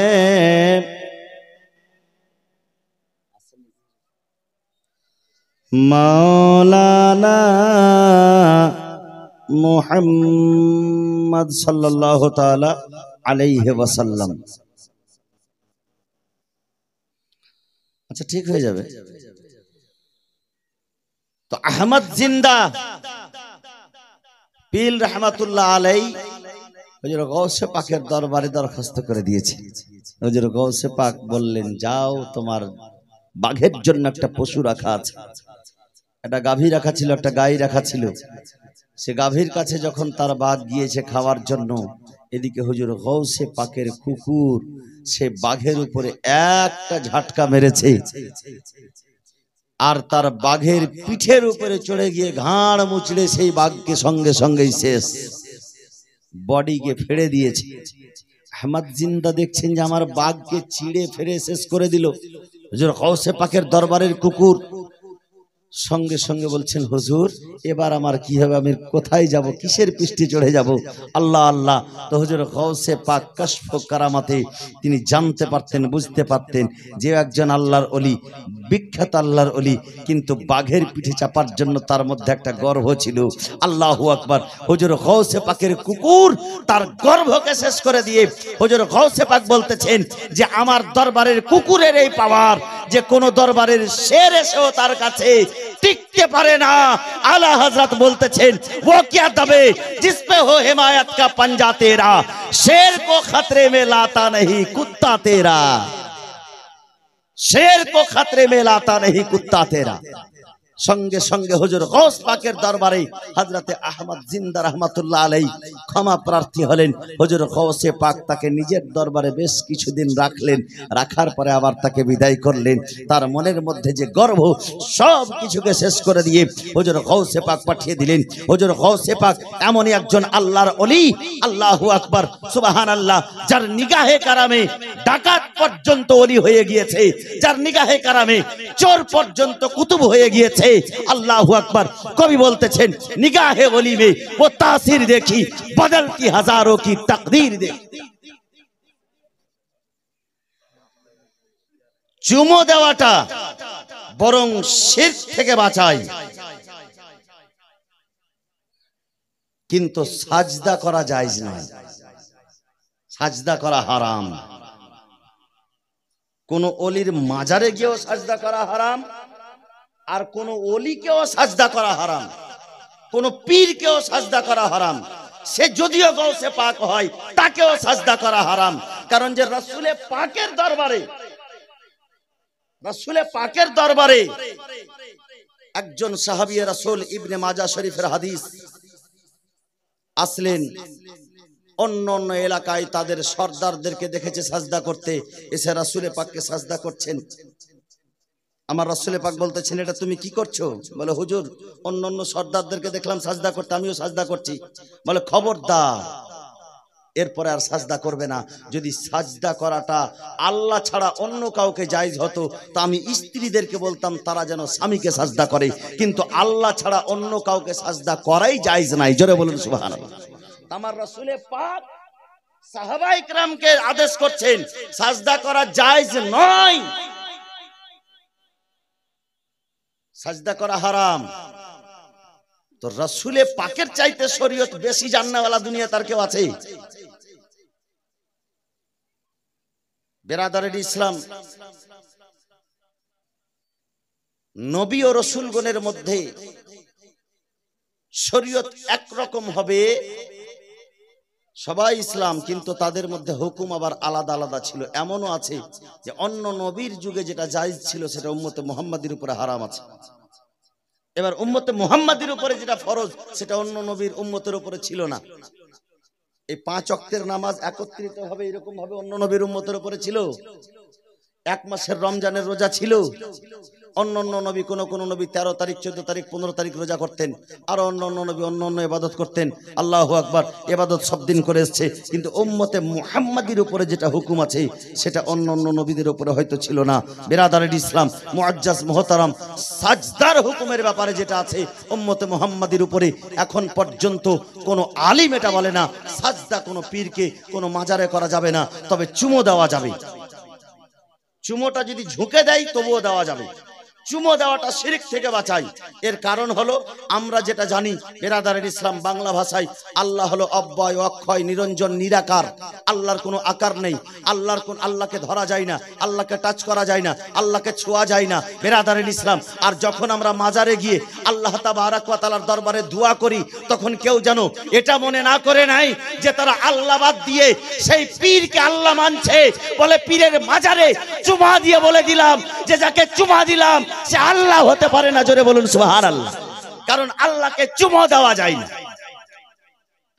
পীরের মুহাব্বতে যখন দিওয়ানা হয়ে যায় তো পীরের কদম বসি, তার হাত বসি করে দিলাম, তার হাতে চুমো দিয়ে দিলাম। কারণ একে আমি মুর্শিদ মানি, একে আমি পীর মানি, একে আমি রাহবার মানি, একে অন্তরের ভিতরে বসিয়ে রেখেছি, অন্তর থেকে ভালোবাসি, কিন্তু একে খোদা মানি না। জোরে বলুন সুবহানাল্লাহ। জান্নাতি হাজরে আসওয়াদকে চুমো দেওয়া যায়, একটা পাথর জান্নাতি, আল্লাহু আকবার। আর ইনারা হচ্ছেন, ওটা হচ্ছে জান্নাতি হাজার, আর আল্লাহর ওলিগণ হচ্ছে জান্নাতি বাশার। জোরে বলুন সুবহানাল্লাহ। বিরাদারান ইসলাম মুআজ্জাজ মুহতারাম, আজকে হুজুর গাউসুল ওয়ারা কনফারেন্স আমরা এসে উপস্থিত হয়েছি। আমাদের সৌভাগ্য হুজুর গাউসে পাক রূহানি অবস্থায় আমাদেরকে দেখছেন। সুবহানাল্লাহ, যে দিওয়ানায়ে গাউসে পাক এখানে বসে আছে। আল্লাহু আকবার। শুধু হুজুর গাউসে পাক তো দূরের কথা, এটা যদি বলি তা আবার দেওবন্দি ওয়াহাবিরা বলবে যে দেখেন সুন্নিদের বক্তব্য। শুধু তাই নয়, আপনি যদি আপনার বাবার জন্য দুআয়ে খায়র করেন বাড়িতে, আপনার বাবা জানতে পারে যে আমার ছেলে আমার জন্য দুআয়ে খায়র করছে।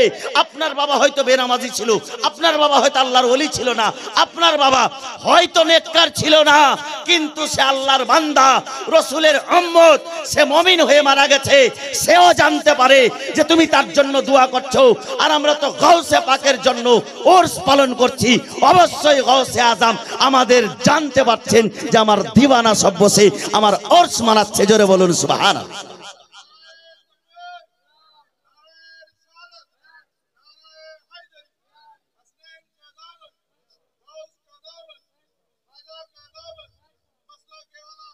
জিন্দাবাদ জিন্দাবাদ। গাউস, গাউসে সামদানির আজকে আমরা মুরিদ, আমরা তার চাহনেওয়ালা, আমরা তার সিলসিলাকে মাননেওয়ালা, তার কথা তার আদর্শকে মাননেওয়ালা, তাকে মোহাব্বত করনেওয়ালা হুজুর গাউসে পাক রাদিয়াল্লাহু তাআলা আনহু। আল্লাহু আকবার। কত ইবাদত করেছেন, কত রিয়াজত করেছেন, কত ইলম বেটেছেন। আল্লাহু আকবার। কত গাউস কুতুব আবদাল বানিয়ে দিয়েছেন। সুবহানাল্লাহ। নিগাহে কারামে বিরাদারান ইসলাম শত শত মানুষকে আল্লাহর ওলি বানিয়ে দিয়েছেন, রাহবার বানিয়ে দিয়েছেন, রাস্তা দেখিয়েছেন, সোজা পথ দিয়েছেন। সে গাউসে আজমের মর্যাদা এত বেশি, এত বেশি। আল্লাহু আকবার। ওনারই খানদানের লোকের মুখ দিয়ে আপনারা শুনবেন। তবে বলুন যে এই ভালোবাসাটা জীবিত রাখা উচিত কিনা, রাখতে হবে কিনা? বলেন না ইনশাআল্লাহ রাখবো। এই ভালোবাসা রাখবো এবং এই উরস আমরা প্রত্যেক বছর পালন করব ইনশাআল্লাহ। তবে গাউসে পাকের মোহাব্বতে দেরি না করে একেবারে অবিলম্বে একজন গ্যারাবি শরীফের ফাতিহা মনে করে 1100 টাকার জন্য হাত উঠান তো। একটা ব্যক্তি, চট করে একজন ব্যক্তি। নারায়ে তাকবীর, নারায়ে রিসালাত, নারায়ে রিসালাত। গাউসুল ওয়ারা কনফারেন্স, গাউসুল ওয়ারা কনফারেন্স। নারায়ে তাকবীর, নারায়ে রিসালাত। এনামুল হক সাহেব। আমি জানি যে আমার আব্বাজি বসে আছে, হাত উঠেলে কি উঠেলে, এটা ছোট কলমে বলেছি। সুবহানাল্লাহ। যাই হোক, মন দিল হোগা চাঙ্গা তো কটরে মে গঙ্গা। বিরাদারান ইসলাম আমার আব্বাজি হাত উঠে বসে আছেন। এনামুল হক সাহেব 1100 টাকার জন্য হাত উঠে দিয়েছেন। সুবহানাল্লাহ। গ্যারাবি শরীফের ফাতিহাকে কেন্দ্র করে একজন আলে নবী, আওলাদে আলীর সামনে আপনারা বসে আছেন। আর ওলিদের সঙ্গে কেমন মোহাব্বত, আর ওলিদের সঙ্গে কেমন প্রেম প্রীত আজকে বোঝা যাবে। বিরাদারান ইসলাম শুধু বিরাদার মুআজ্জাজ মুহতারাম, এটাও আপনার কাজে লাগবে, এটাও আপনার উপকৃত হবেন। তবে বিরাদারান ইসলাম নেক নিয়াত থাকতে হবে, নেকির নিয়াত রাখতে হবে। তবে একজন আর হাত উঠাবেন না। একটা লোক আর মন থেকে বলেন যে গাউসে পাকের দরবারে 1100 টাকা দিব ইনশাআল্লাহ। পিছন থেকে কে আছে ভাই? তোমার নাম তো তোমাকে দেখতেই পাচ্ছি না ভালো করে। সুবহানাল্লাহ। হাজরাত দেখেন, সুবহানাল্লাহ। এখানে শাকির, সুবহানাল্লাহ। এখানে একটা 3 জন হয়েছে, 11টা লোক হতে হবে। আর 8 জন ব্যক্তি দেখতে চাই আমি এই মাহফিলের মধ্যে। সুবহানাল্লাহ। আর যারা ভলেন্টিয়ার আছেন, আমার মা বোনেরাও শেষ পর্যন্ত বসেছে, এদের দিকে ওরা তার হাত তুলবে না। তবে ভলেন্টিয়ার একটা বাচ্চাগুলোকে পাঠাও। এই মা বোনদের দিক থেকে আজকে 1100 করে 11 জনকে চাই আমি। 11টা মা বোন আমার 1100 টাকা করে হুজুর গাউস পাকের মোহাব্বতে, যেন গাউস পাকের মোহাব্বতটা কায়েম থাকে। আর সত্য এবং হক মোহাব্বত তার সঙ্গে করতে পারি, আল আওলাদদের সঙ্গে মোহাব্বত করতে পারি। এদের সঙ্গে মোহাব্বত করে কমপক্ষে একটা জিনিস লাভ আছে, ঈমানের সঙ্গে মরণটা হবে। জোরে বলুন সুবহানাল্লাহ। ঈমানের সঙ্গে মরণটা হবে। একটা দেখো তো 1100 করে মা বোনদের দিকে। আচ্ছা, একটা হয়ে গেছে, সুবহানাল্লাহ, একটা হয়ে গেছে। দেখেন 11টা মায়ের কাছ থেকে নেব 1100 করে টাকা, খুব বেশি নয়, 1100 করে টাকা চেয়েছি। বেরাদারের ইসলাম এদিকে 8 জনের কাছে একটু হাত বাড়িয়েছি আমি, একটু চটচট করে হাত উঠাবেন, কারণ দেরি করা যাবে না। সুবহানাল্লাহ, মাশাআল্লাহ, এ আমার দাদা হাত উঠিয়েছে। বেরাদারের ইসলাম আজকে হুজুর গাউসুল ওয়ারা কনফারেন্সে কত? 1100। আচ্ছা, গোলাম হায়দার 1100, সুবহানাল্লাহ, মাশাআল্লাহ। আর 1100 এখানে একজন দাদা, একটু আপনি খেয়াল রাখেন কে কে হাত উঠাচ্ছে। সুবহানাল্লাহ, কয়টা হলো? 5টা হলো মনে হয় নাকি? 5টা হলো। আর 6 জন ব্যক্তি লিখে দিয়েছে, সুবহানাল্লাহ। আর 6 জনের কাছে আমি চাই আলে নবীর মুহাব্বতে, আমি কি বললাম একটু আগে, যে ইনাদের সঙ্গে মুহাব্বত আপনার ঈমানকে সুরক্ষা রাখবে, আপনার কমপক্ষে ঈমানের সঙ্গে ইন্তেকালটা হবে। সুবহানাল্লাহ, মাশাআল্লাহ। 1100 করে মাশাআল্লাহ, যে নগদ করে দিল গোলাম হায়দার, নগদ করে দিয়েছে, মাশাআল্লাহ, আলহামদুলিল্লাহ। বেরাদারের ইসলাম ঈমানটা সুরক্ষিত থাকবে। বলা হয়েছে হাদিসে পাক তাফসিরে রুহুল বায়ানের মধ্যে লিখতেছেন, মাম্মাতা আলা আলে হুব্বে মুহাম্মাদিন মাতা মুমিনান, যারা আল আওলাদের সঙ্গে মুহাব্বত করবে, রাসূল পাকের বংশধরের সঙ্গে মুহাব্বত করবে, আলে নবীর সঙ্গে মুহাব্বত করবে, তারা মুমিন হয়ে মারা যাবে। জোরে বলুন সুবহানাল্লাহ। বেরাদারের ইসলাম মুআজ্জাজ মুহতারাম, এই আলে নবীর মুহাব্বতে অন্তত আমাদের ঈমানটা সলিড থাকবে। একটু করে হাত উঠান। 1100 করে আমি 11 জন পুরুষের কাছে চেয়েছি, 5 জন হয়ে গেছে। আর 6টা ভাই আমার, যুবক ভাইরা, একটু অন্তরটা খোলো, ইনশাআল্লাহ আপনার সব দিক থেকে বরকত হবে। একটু করে অন্তরটা খোলো। 1100 করে টাকা আগামী বছর যেন এই গাউসুল ওয়ারা কনফারেন্স আমরা যেন প্রতি বছর করতে পারি, মানাতে পারি। আর এই শিক্ষাটা যেন আমরা চালু করতে পারি।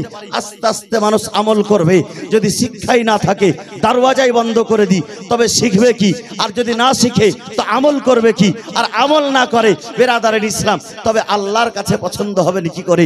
সুবহানাল্লাহ। তার জন্য এই জলসাটা যেন কায়েম থাকে, এই জলসাটাকে আগামী বছর করার জন্য সুবহানাল্লাহ একটু চট করে হাত উঠাও। আর 5 জন ব্যক্তিকে আমি দেখতে চাই, 5টা মানুষ 1100 করে টাকা।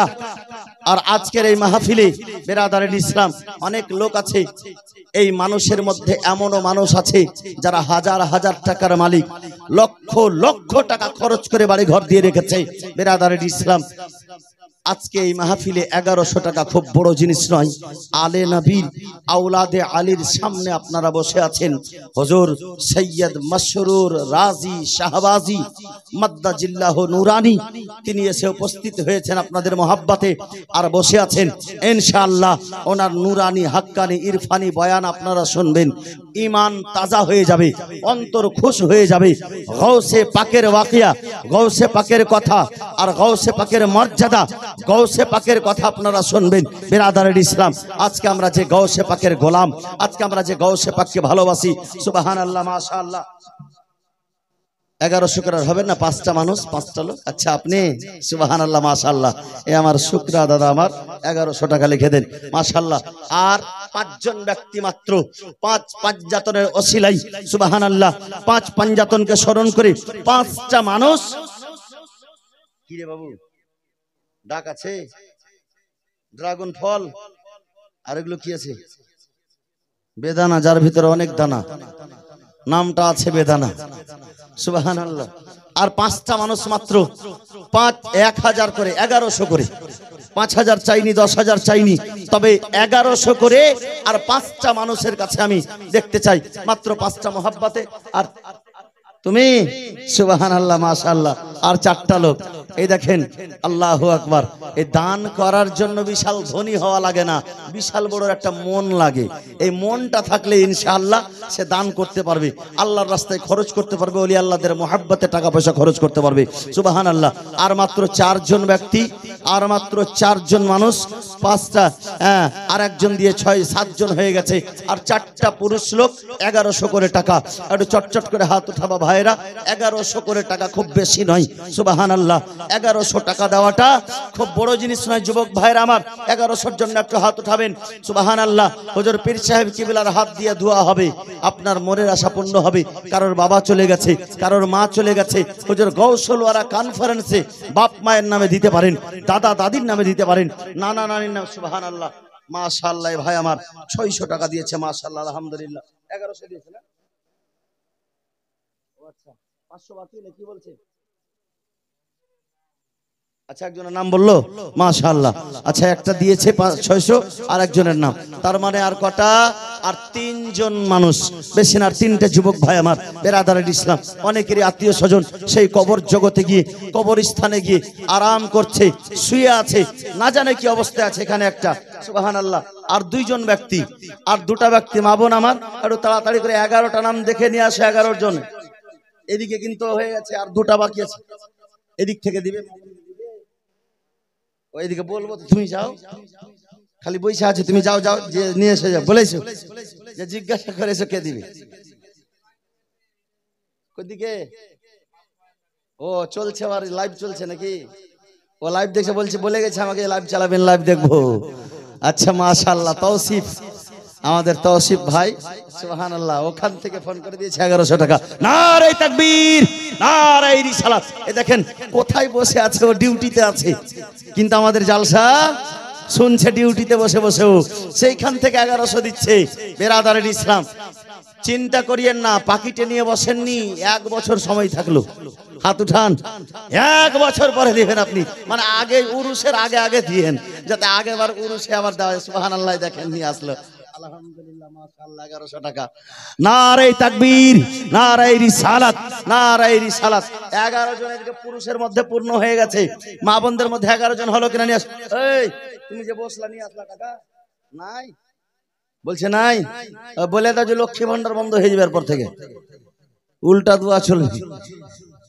সুবহানাল্লাহ মাশাআল্লাহ বেরাদারের ইসলাম মাশাআল্লাহ জাযাকাল্লাহ যারা দিচ্ছে আলহামদুলিল্লাহ দিতে হবে অন্তর থেকে কারণ যেটা একটা পবিত্র মন নিয়ে পবিত্র মনে করে এই জায়গাতে দিতে হবে হযরত গৌসে পাক রাদিয়াল্লাহু তাআলা আনহুর উলফাত মোহাব্বত অন্তরে রেখে বেরাদারের ইসলাম আচ্ছা আজকে আপনারা বলেন আজকের যে ফাতিহা দুপুর থেকে হলো সুবহানাল্লাহ একইভাবে সুন্দর সুস্বাদু খিচুড়ি এমন খাবার খেয়েছি আলহামদুলিল্লাহ হ্যাঁ আমাদের কেশিয়ার সাহেব বসে খিচুড়ি খাচ্ছিলেন ঘরে বলে সিরনি খাবো তা আমি তো বলছি এগুলো তো এক বালতি খেললো মানে যে পেট ভরবে না কত ভালো লাগছে গো হ্যাঁ এত সুন্দর আজকের খিচুড়ি হয়েছিল খুব সুবহানাল্লাহ মাশাআল্লাহ আসলে সুন্দর হয়েছিল এবং ভালো লাগছিল আমরা খুব হাসি মজাক করে আর খুব আনন্দের সহিত আগ্রহের সহিত আজকে খিচুড়ি খেয়েছি বেরাদারের ইসলাম তো এই খিচুড়িটা আগামী বছর হবে না বন্ধ করে দিবেন হবে ইনশাআল্লাহ হবে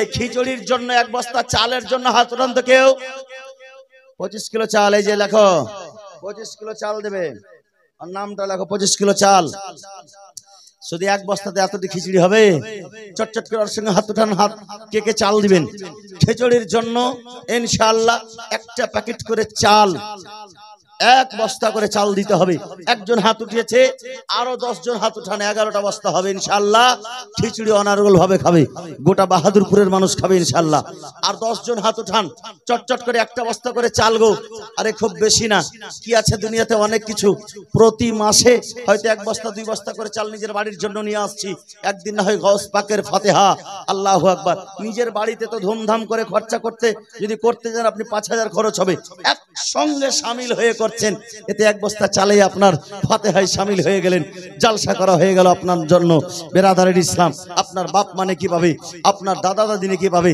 যাদের নামে আপনি দান করবেন তারা অবশ্যই নেকি পাবে 1 বস্তা করে চাল একটু হাত উঠান না চটচট করে আর কেউ হবে না 1 বস্তায় একজন শুধু হয়েছে একটা হাত একটা কলম উঠেছে তুমি এত চিন্তা কিসের জন্য করছিলে রে ভাই সুবহানাল্লাহ চিন্তা নাই মাশাআল্লাহ দেখেন নো চিন্তা ডু ফুর্তি একবারে বিনা চিন্তাতে 1 বস্তা চাল দিয়ে দিয়েছে একটু তাড়াতাড়ি করে হাত উঠান আপনারা পিছনের লোক হাত উঠাতে খুব অলসতা করছে বলে মৌলভী সাহেব তো দেখতে পায় না দূরবীন লাগাইতে হয় মৌলভী সাহেবকে হ্যাঁ ওই জন্য ওরা হাতও উঠায় না আর চালাও করে না চুপচাপ বসে আছে 1 বস্তা করে ওঠান একটু আচ্ছা 11টা কলম হয়ে গেছে মাশাআল্লাহ জাযাকাল্লাহ আমি জানি হবে আচ্ছা, আমার সেনাউল কাকু সাহেবের স্ত্রী, আল্লাহ পাক যেন আমার সেই কাকুকে জান্নাতবাসী করেন, সকলে বলুন আল্লাহুম্মা আমিন। আমার স্ত্রী 1100 টাকা নগদ দিয়ে পাঠিয়েছেন, সুবহানাল্লাহ।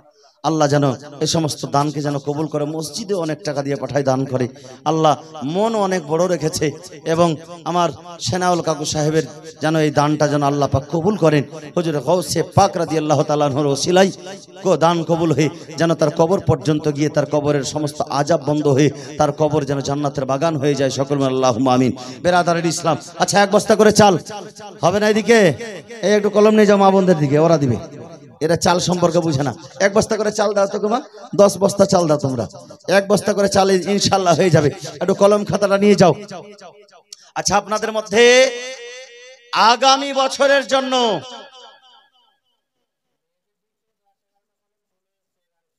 হ্যাঁ, আচ্ছা মাশাআল্লাহ, ঠিক আছে, ওটা হবে। আর চালের বস্তাও হবে, চালের বস্তাও হবে ইনশাআল্লাহ। কারণ যারা 1100 দিলে তারা চাল দিবে না। একটা মা বোন আছে নাকি, অনেকটি 200-400 মা বোন আছে, 11 জন দিয়েছে, আর বাকি সব তো বাকি আছে, দেবে ইনশাআল্লাহ। দেখো ইনশাআল্লাহ হবে। এটা কি আছে গো? সুবহানাল্লাহ, মাশাআল্লাহ। এই দেখেন গাউস পাকের মোহাব্বতে আজকে একটা নাখের চুঙ্গি, হ্যাঁ সুবহানাল্লাহ মাশাআল্লাহ। এই দেখেন মোহাব্বত, নাখের চুঙ্গি, সোনার চুঙ্গি গো, সোনার চুঙ্গি। ওই ব্যক্তি 600 টাকা, ওই মা আমার 600 টাকা, 500 টাকা ক্যাশ এবং একটা নাকের সোনার চুনি দিয়েছে। আল্লাহু আকবার। এই দেখেন মোহাব্বত, আল্লাহ গো তোমার ওলি আল্লাহদের মোহাব্বতকে তুমি কবুল করে এদেরকে সকলকে আল্লাহ তুমি সঠিক সহজ পথ দেখাও। 500 টাকা একজন, সুবহানাল্লাহ মাশাআল্লাহ। এই দেখেন মা বোনদের দিক থেকে 500 টাকা একজন আর দিয়ে পাঠিয়েছে। একটা নাকের চুঙি এসছে, ইনশাআল্লাহ এটাও ডাক হবে মাশাআল্লাহ, আলহামদুলিল্লাহ। তবে একটু তাড়াতাড়ি করে। আচ্ছা, 1 বস্তা করে চাল চেয়েছিলাম, চাল কিন্তু এখনো খিচুড়ির হয়নি। হ্যাঁ, বলে এদের আর মনে হয় খিচুড়ি খাওয়ার মন নাই। বলে মন তো আছে, তবে দেওয়ার মন নাই। দিতে হবে ইনশাআল্লাহ। আপনি দেন আর পুরো বাহাদুরপুরের মানুষ খাক, কোনো অসুবিধা নাই ইনশাআল্লাহ। খাওয়ালে এটা আপনার বিফল যাবে না, এটার নেকি আপনি পাবেন। আপনি যার নামে দিবেন সে আপনার নেকি পাবে। বাবা চলে গেছে, মা চলে গেছে, দাদা দিদি চলে গেছে, নানা নানি আত্মীয় স্বজন চলে গেছে, কারোর স্ত্রী গেছে, তো কারোর পুরুষ গেছে, দুনিয়া ছেড়ে চলে গেছে।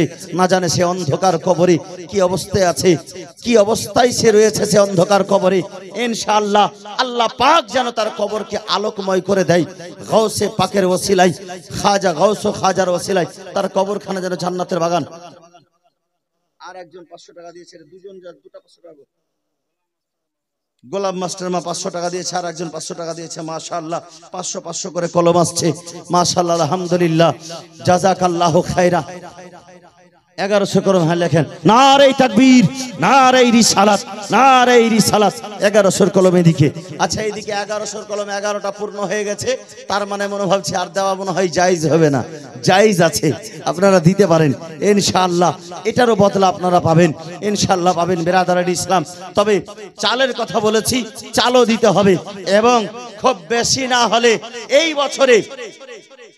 এই বছরে একটা গরু কোন একজন ব্যক্তি যদি